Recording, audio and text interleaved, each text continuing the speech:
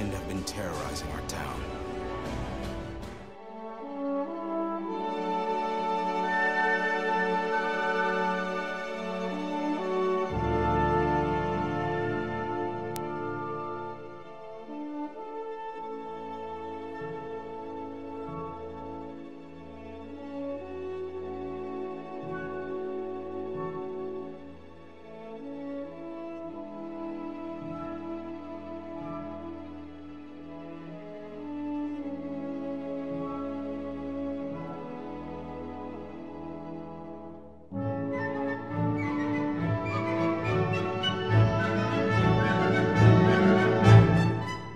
Living World Season 4 is here, and Episode 1 has some pretty juicy pieces. Return to Istan, the Astralarium, Awakened Koss, an unexpected cameo from a 1993 Lego Dragon, breaking the Spear Marshal out of prison.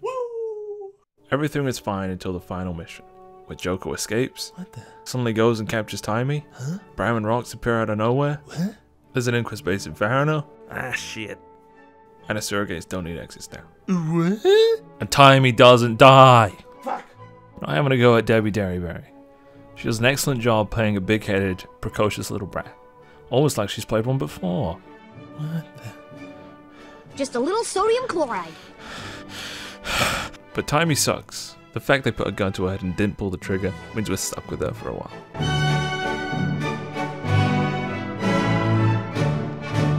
With the exception of the first mission, Krakatorok basically sits on a mountain for the whole episode.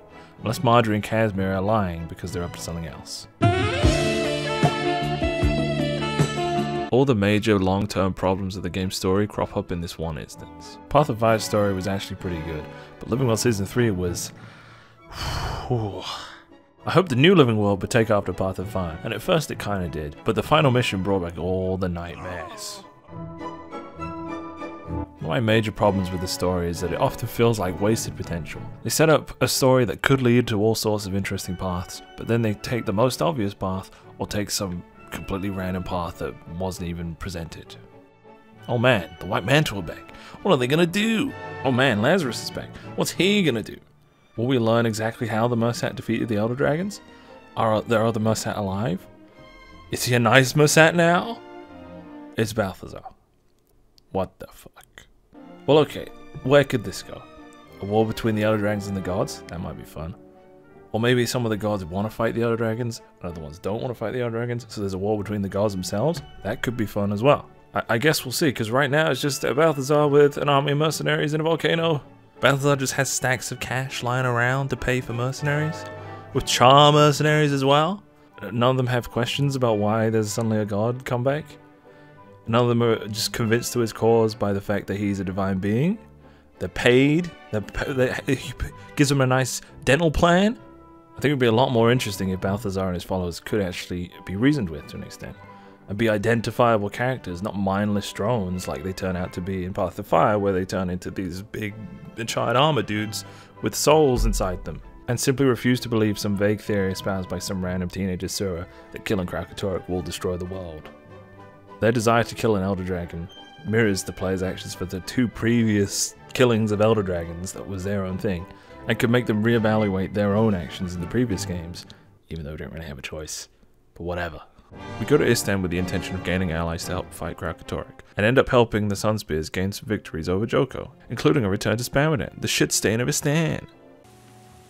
MMOGamersMarket.com. Ectos 100 for $2.40. Z-Keys 1,000 for $30. Arm braces 10 of them, $16. Go sir, buy real quick. In the arms of the angel. This alone would be fine, and keep the focus on gaining allies to help fight Krakatorok, but instead we curveball to the Inquis chilling in Farano, Scarab Plague 2, Electric Boogaloo, and Joko invading Tyria, despite not even conquering all of Alona yet, and having the Elder Dragon parked inside his kingdom, right next to his home.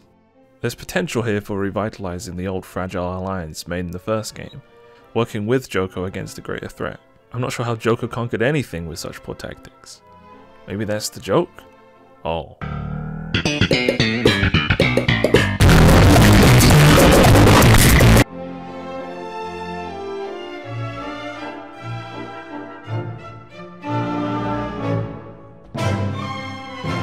Taimi constantly pulls the new device or theory out of her ass, and 9 times out of 10 is 100% accurate and goes unquestioned.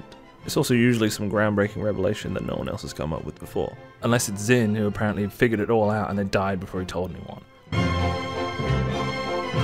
I actually wouldn't mind this if instead they introduced an entirely new portal technology, like, I don't know, Professor Portmat's lab in the Blood-Tide Coast that actually does exactly the same thing. But the fact they changed the established function of an surrogate, which has always been a surrogate to a surrogate to a surrogate to wherever the fuck you want. It's pretty lazy. And yes, you can say the Inquest did it, but that's the Asuran equivalent of a Mesmer did it, which is already used far too much in this game.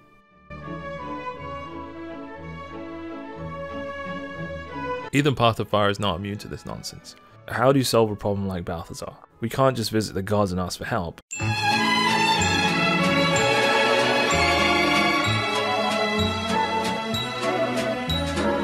What makes this one especially annoying is that it could have easily been solved by placing it in the sequence where the player dies. They could meet Grenth, who takes you to all the other gods, or just have Grenth tell you the same useless information Cormac gives you. Death and return in fiction usually decimates all sense of stakes, but the only reason we managed to pull off this return is by absorbing a bunch of souls consumed by one of Balthazar's minions.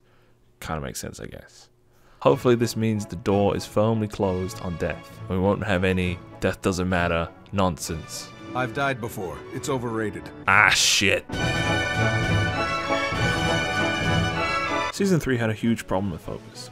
The episodes could have been tied together with each one related to an aspect of Lazarus, despite their otherwise disparate locations, culminating in his death in the final mission.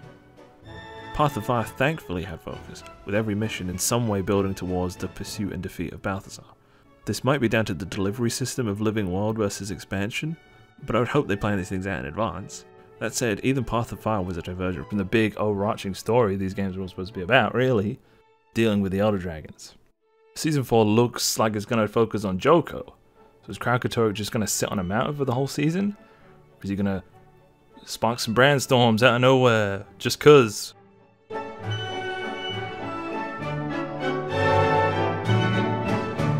Some may rightly point out that it's pointless complaining over a story that isn't finished yet. But when a story spanning this length of time still has the same persistent issues, am I to accept that as part of the game's storytelling? Or instead voice my criticism in the hope of improvement? Others may say story isn't the focus of the game. It's all about getting facts, salute boy! Maybe that's how Balthazar got all those mercenaries. Story is one of the few consistently updated parts of the game. The only part if you look at the trailers. So if it isn't at least a partial focus of the game, I don't know what is. PvP? World vs. World? Dungeons? I don't think it's a crime to hold ArenaNet to a high standard, but if you do, or have your own view, let me know in the comments below. Wow, this YouTube thing's so easy.